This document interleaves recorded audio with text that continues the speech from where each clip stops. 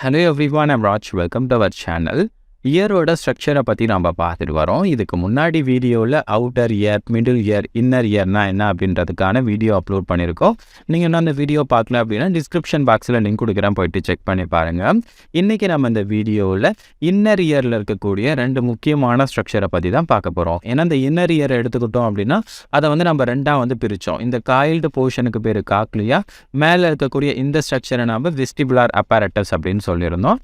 அந்த ரெண்டு ஸ்ட்ரக்சரை பற்றி தான் இன்றைக்கி நம்ம இந்த வீடியோவில் பார்க்க போகிறோம். அண்ட் அதுக்கப்புறம் இந்த இயர் எப்படி ஒர்க் ஆகுது அப்படின்றதையும் நான் உங்களுக்கு சொல்கிறேன். வீடியோ முழுசாக பாருங்கள். வீடியோ உங்களுக்கு ரொம்ப பிடிச்சிருந்தா அதுக்கப்புறம் ராஜேஷ் பாலாஜி சேனலை சப்ஸ்கிரைப் பண்ணிக்கோ. இப்போ நம்ம வீடியோக்குள்ளே போகலாம். இந்த இன்னர் இயரில் இருக்கக்கூடிய காக்லியாவை எடுத்துக்கிட்டோம் அப்படின்னா, the cochlea is coiled portion of the labyrinth. அந்த லேப்ரியத்தில் இருக்கக்கூடிய காயில்டு போர்ஷன். லேப்ரியன்த் அப்படின்னா என்ன அர்த்தம்? இன்னர் இயர்னாலும் லேப்ரியன்ட்னாலும் ரெண்டு ஒன்று தான், கன்ஃபியூஸ் ஆகக்கூடாது. ஸோ அப்போ இன்னர் இயர்னு ஒரு சில சமயத்தில் மென்ஷன் பண்ணலாம், இல்லைனா லேப்ரியன்த் அப்படின்னு மென்ஷன் பண்ணலாம். ரெண்டுமே ஒரே அர்த்தம் தான். அப்போ இந்த லேப்ரியன்த்தோட அந்த காயில்டு போர்ஷனை நம்ம காக்லியா அப்படின்னு சொல்லலாம். இந்த காக்லியாக்குள்ளே என்ன இருக்குது, என்னென்ன மாதிரியான பார்ட்ஸ் இருக்குது அப்படின்றத நம்ம தெளிவாக பார்க்கலாம். அண்ட் இந்த பிக்சரை பாருங்கள். இந்த இடத்துல காக்லியா சுருண்டு இருக்குது.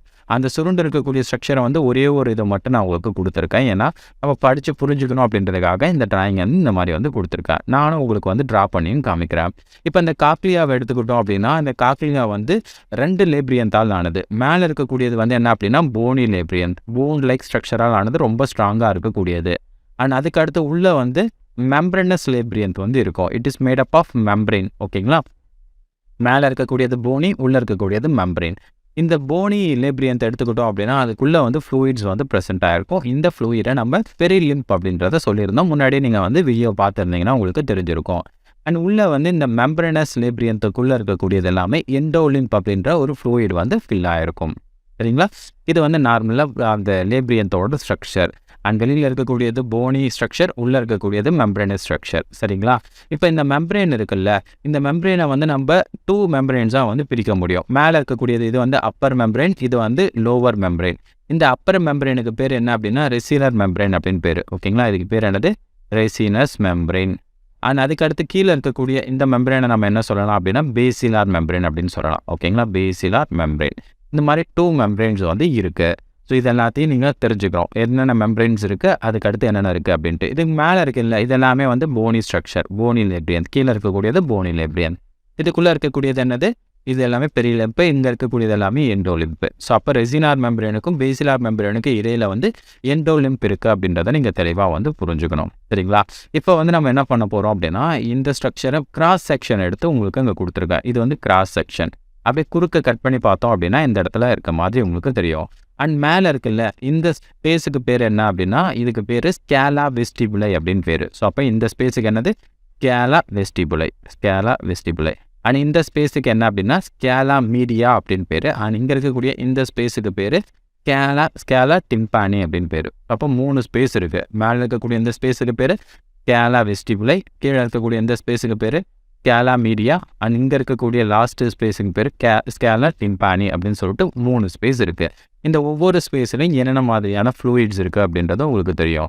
ஸ்கேலா வெஸ்டிபுலையில் இருக்கக்கூடியது பெரிலிம்ப், அண்ட் ஸ்கேலா மீடியாவில் இருக்கக்கூடியது எண்டோலிம்ப், அண்ட் ஸ்கேலா டிம்பானியில் இருக்கக்கூடியது பெரிலிம்ப். இந்த இடத்துல இருக்கிறது எல்லாமே பெரிலிம்ப் தான். ஓகேங்களா? புரியுதா? சரி, இப்போ என்ன நடக்கும் அப்படின்றத நான் உங்களுக்கு சொல்கிறேன். அண்ட் இந்த இடத்துல இருக்கக்கூடிய இந்த என்சிஆர்டி லைன்ஸ் எல்லாம் நம்ம பார்த்துடலாம். இந்த மெம்பரேன் கன்ஸ்டிடியூட்டிங் காக்லியா, இந்த இடத்துல காக்லியாவோட இந்த மெம்பரேனில் ரெசினஸ் அண்ட் பேசிலார் அப்படின்ற 2 மெம்பரேன் இருக்கும்.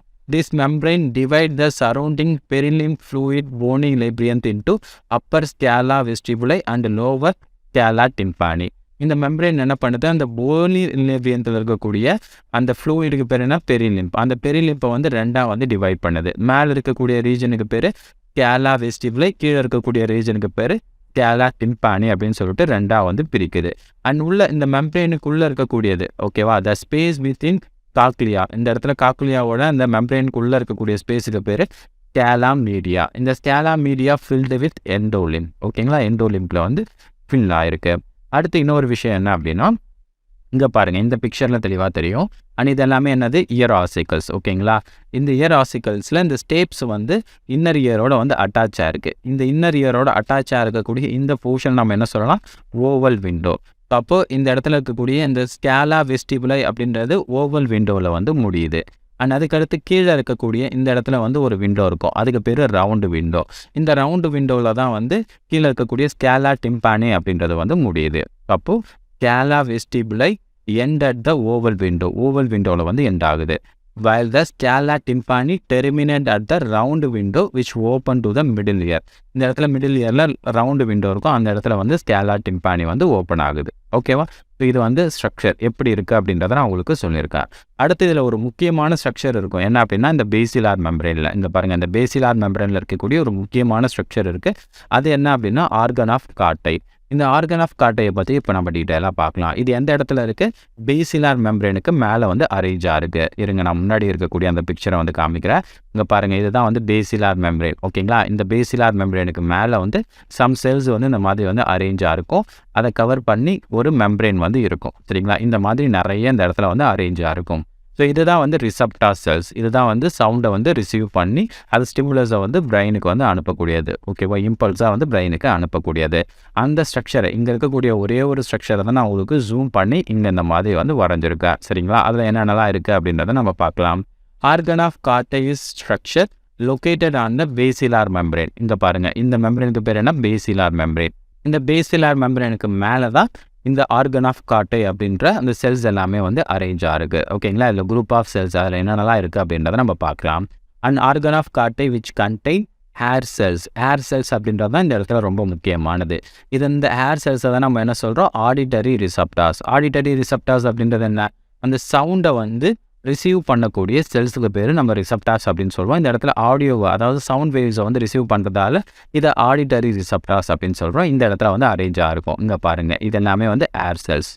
இந்த மாதிரியான இருக்கக்கூடிய இந்த செல்ஸுக்கு பேர் ஏர் செல்ஸ். இது எல்லாமே இந்த இடத்துல இருக்கக்கூடிய பேசிலார் மெம்பரேனுக்கு மேலே வந்து அட்டாச்சாக இருக்கும். அது மட்டும் இல்லாமல் சம் சப்போர்ட்டிங் செல்ஸ் இந்த இடத்துல வந்து நிறைய வந்து அட்டாச்சாக இருக்குது.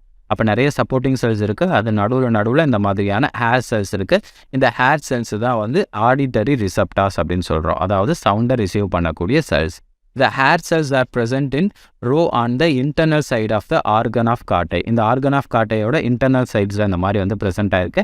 அண்ட் அவுட்டர் சைடில் இந்த மாதிரியான ஒரு மெம்பரேன் வந்து இருக்குது. இந்த மெம்பரேனை நம்ம என்ன சொல்லலாம்னா டிக்டோரியல் மெம்பரேன் அப்படின்னு பேர். ஓகேங்களா? அடுத்து the basal end of the hair cell is closed contact with afferent nerve fibers. And இந்த இடத்துல இருக்கக்கூடிய இந்த ஏர் செல்லுக்கு கீழே வந்து அஃப்ரண்ட் நர்வ் ஃபைபர்ஸ் வந்து போகிறத நம்ம பார்க்க முடியும். ஓகேங்களா? இந்த நர்வ் ஃபைபர்ஸ் எல்லாமே வந்து இந்த ஏர் செல்ஸ் வந்து ஸ்டிமுலஸ் ஆச்சு அப்படின்னா அது நர்வ் இம்பல்ஸை வந்து ஜென்ரேட் பண்ணும்.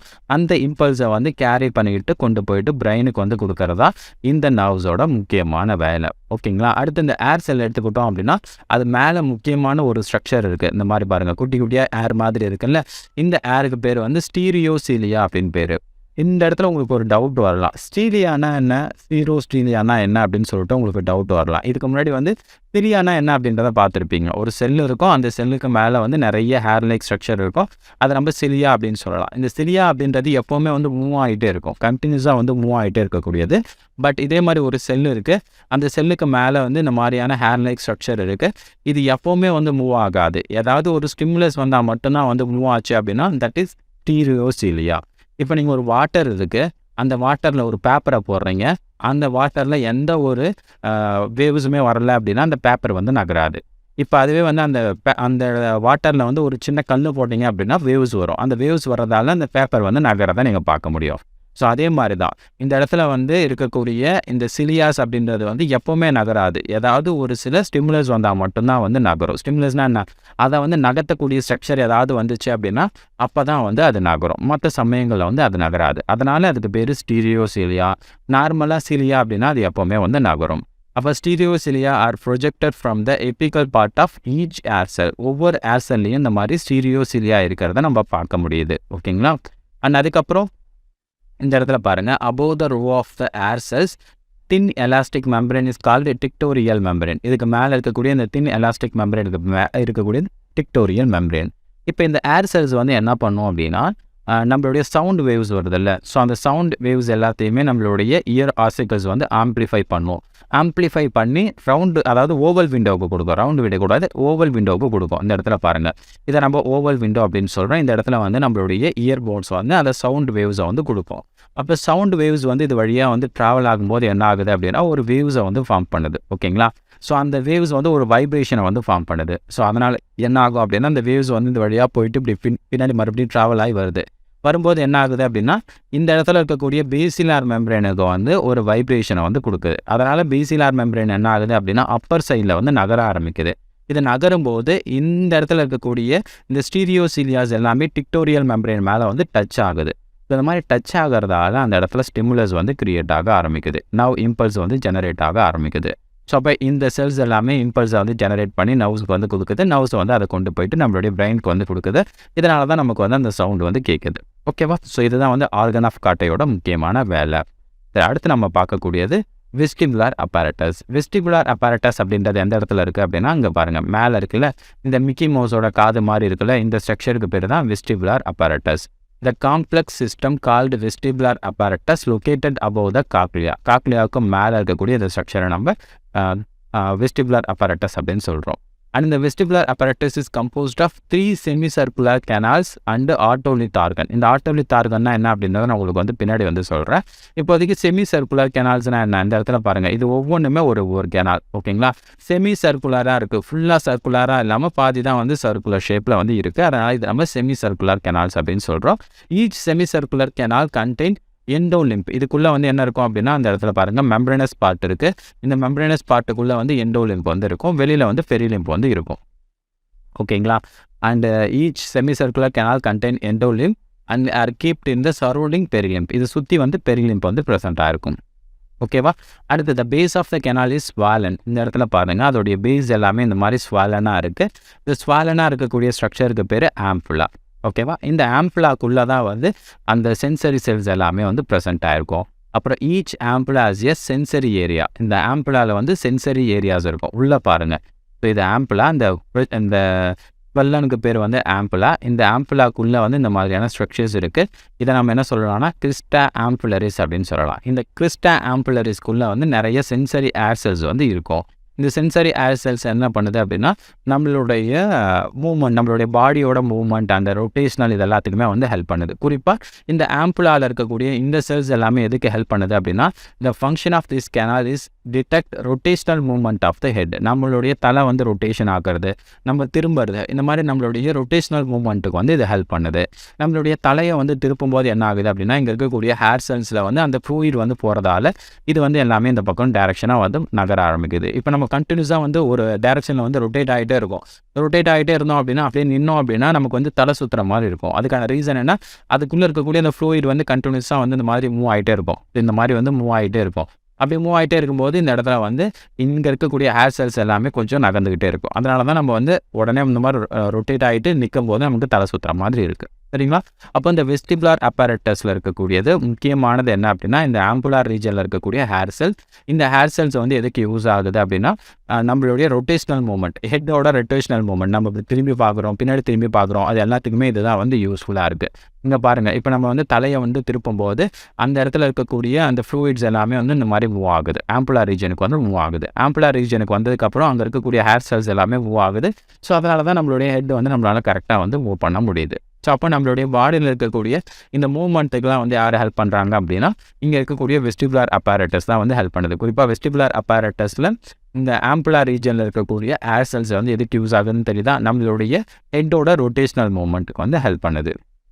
சரி, அடுத்து வந்து இன்னொரு முக்கியமான ஸ்ட்ரக்சர்ஸ் இருக்குது, அது என்ன அப்படின்றத பார்க்கலாம்.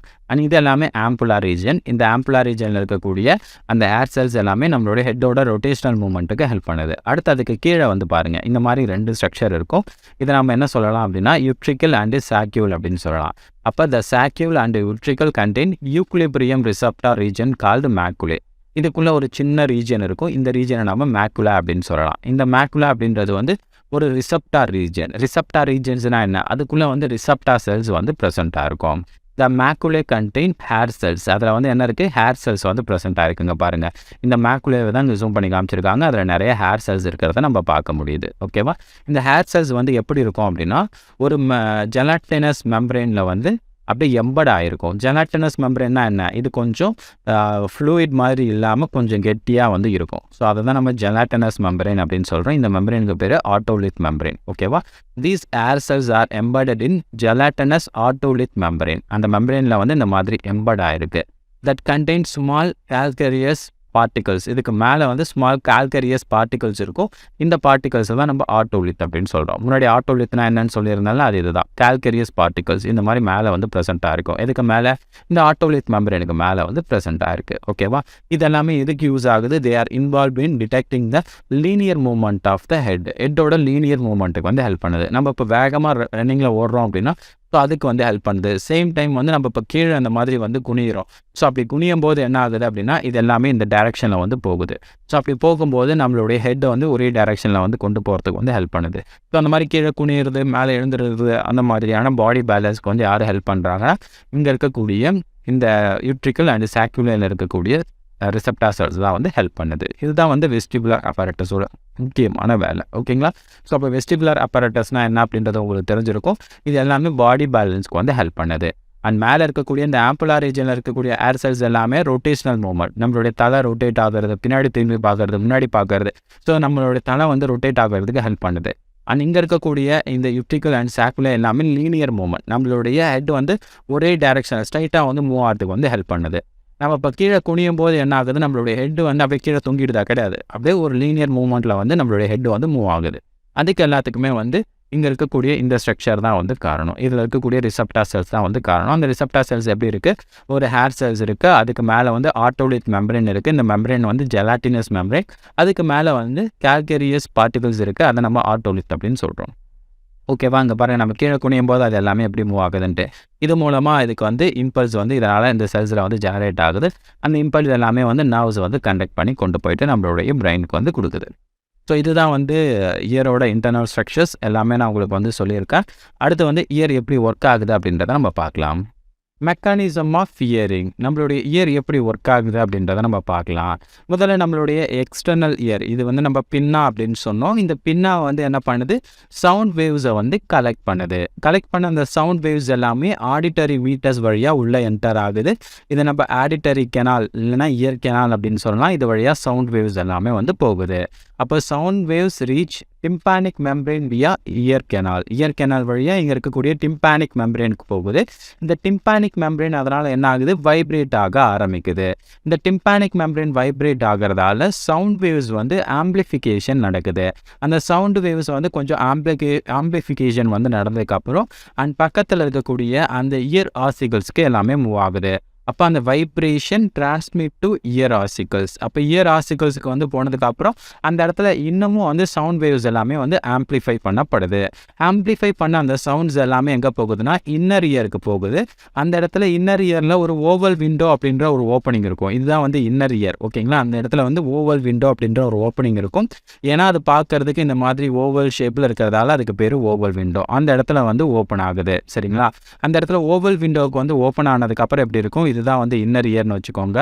இந்த இடத்துல காயில் ஆயிருக்கு. அதை நான் உங்களுக்கு இந்த மாதிரி வந்து ஸ்ட்ரைட்டாக வந்து வரைகிறேன். ஸோ இந்த இடத்துல வந்து ஒரு ஓப்பனிங் இருக்குது. இதை தான் நம்ம என்ன சொல்கிறோம், இங்கே இருக்கக்கூடிய ஓவல் விண்டோ. இந்த இடத்துல வந்து ஸ்டேப்ஸ் வந்து என்ன பண்ணுது, அந்த வேவ்ஸ் வைப்ரேஷன்ஸ் எல்லாத்தையுமே வந்து டிரான்ஸ்மிட் பண்ணுது.